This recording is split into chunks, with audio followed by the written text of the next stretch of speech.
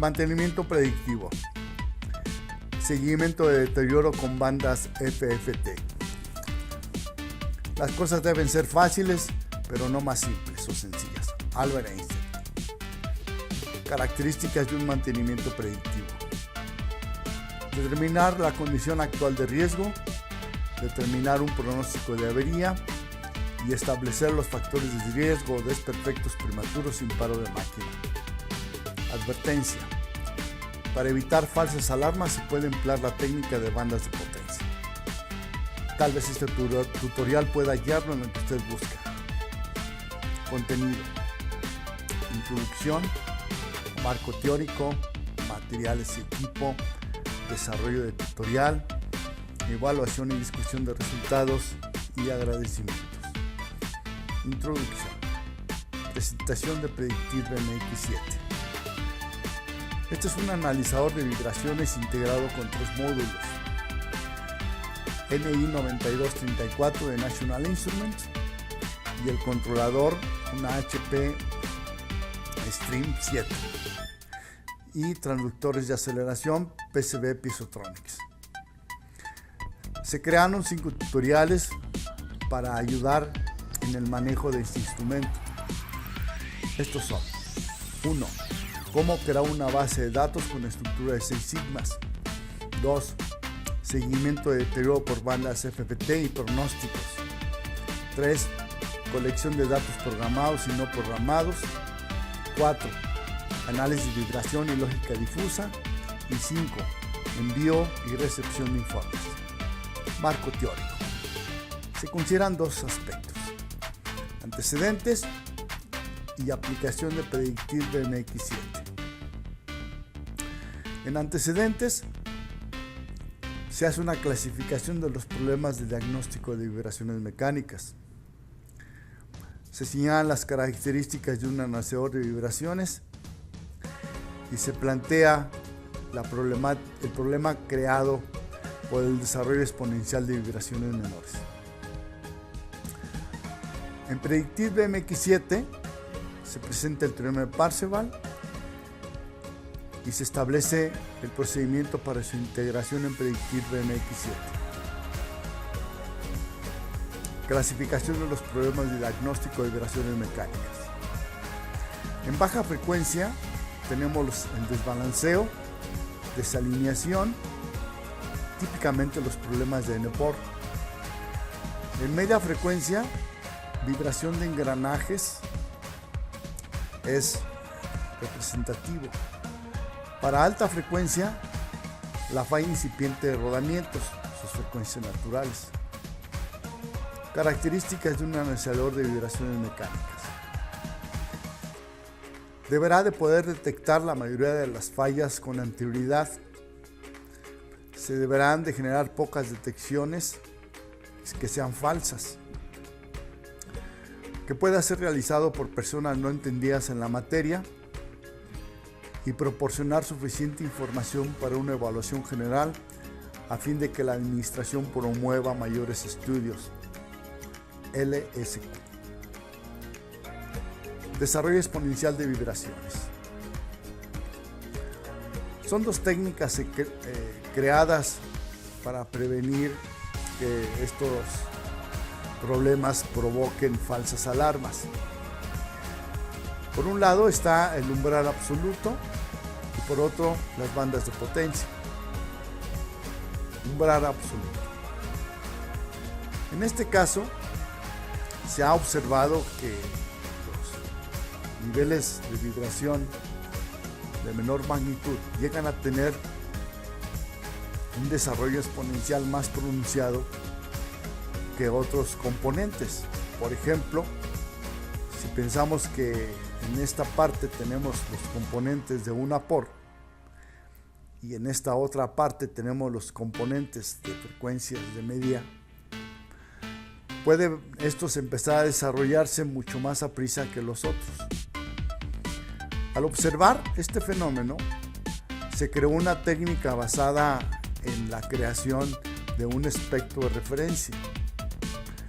Hecho esto, se procedía a crear una máscara con la idea de que cuando los componentes de frecuencia estuvieran por abajo de esta máscara, no provocaran un problema, y solo cuando estos lograban de salir de este límite.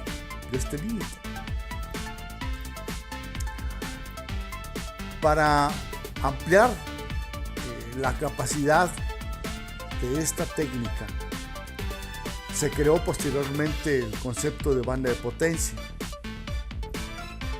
La característica de esta técnica es que deben de tenerse 3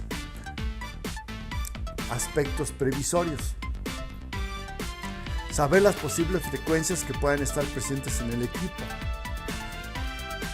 conocer con anterioridad los parámetros de vibración que puedan indicar mejor el deterioro, aceleración, velocidad o desplazamiento, tener conocimiento sobre cuáles serían las líneas que podrían resaltar mejor los desperfectos. Estas 3 características, con un poco de entrenamiento, se pueden lograr establecer sin muchos problemas. Charlotte Inc. es una compañía americana que a lo largo de 15 años logró observar que la Fmax se podía dividir en 6 bandas y asignarle a cada banda un porcentaje del nivel de alarma. Por ejemplo, para la banda 1 se especifica un 90% del valor global, mientras que para la banda 6 solo un 25%, para la banda 5 un 30%, para la banda 4 un 35%. Lo que hay que hacer notar es que la suma de estos porcentajes no es igual al valor total de la alarma. Esto lo que nos está indicando es de que se aplica un factor de ponderación dependiendo de la importancia relativa que los problemas tengan en cada una de estas bandas. Teorema de Parseval. El valor RMS de una señal de vibración y la transformada de Fourier son 2 conceptos que están presentes en todo analizador de vibraciones. El teorema de Parseval es una forma de expresar el principio de conservación de la energía. Y en efecto, si se eleva al cuadrado el valor RMS, puede verse que este es igual a la potencia. El teorema de Parseval afirma que la potencia, cuando se evalúa en el dominio del tiempo, es igual cuando ésta se evalúa en el dominio de la frecuencia. Estando en el dominio de la frecuencia, si la función límite se pasa del otro lado del símbolo de integración, surge un concepto que se le llama densidad de potencia espectral. Si de alguna manera se calcula el PSD, puede entonces hacerse cálculos fraccionarios parciales del PSD, observando que la suma de estos daría como resultado la potencia de la señal. Y es precisamente esta propiedad la que fue implementada en Predictive BMX7. Aplicación del teorema de Parseval en Predictive BMX7.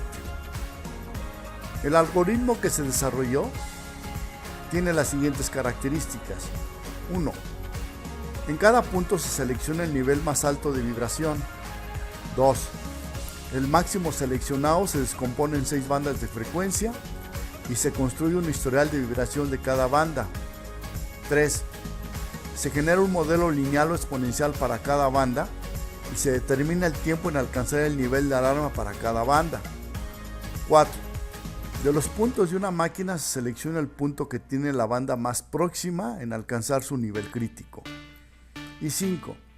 Se construye un historial de vibración de la máquina especificando punto crítico, dirección crítica y componente de la máquina que contiene la banda crítica y días en alcanzar la alarma. Materiales y equipo. Contar con Predictive BMX7 y sus accesorios. Un listado de las posibles frecuencias de vibración del equipo. Definir qué parámetros de vibración expresan mejor el deterioro del equipo, desplazamiento, velocidad o aceleración. Y por último, se recomienda revisen el artículo de IMC Berry, quien es patrocinado por SKF.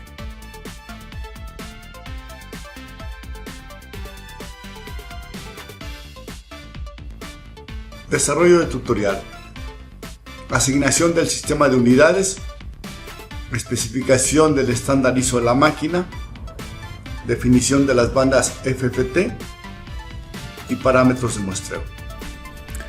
En el formulario inicio se hace clic en el campo ID de PMP para las máquinas que están en condición de abierto.